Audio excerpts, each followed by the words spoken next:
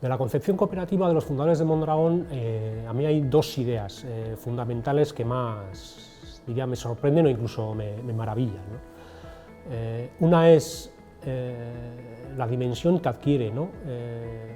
La cualidad comunitaria en su concepción. Bueno, las cooperativas se conciben a través de la hibridación con la comunidad, ¿no? Por una parte, las cooperativas son herramientas, ¿no?, del desarrollo comunitario, de la transformación de la sociedad. Lo hacen además ideando, ¿no?, una serie de dispositivos a través del cual garantizan, ¿no?, que la propia comunidad, junto al trabajo y al capital, pues, se convierte, ¿no?, en acreedora de pleno derecho, ¿no?, de los beneficios de la propia empresa. Y en correspondencia, ¿no?, los fundadores esperan, bueno, ¿no?, que la propia comunidad se implique, ¿no?, y se movilice para el progreso del propio movimiento cooperativo.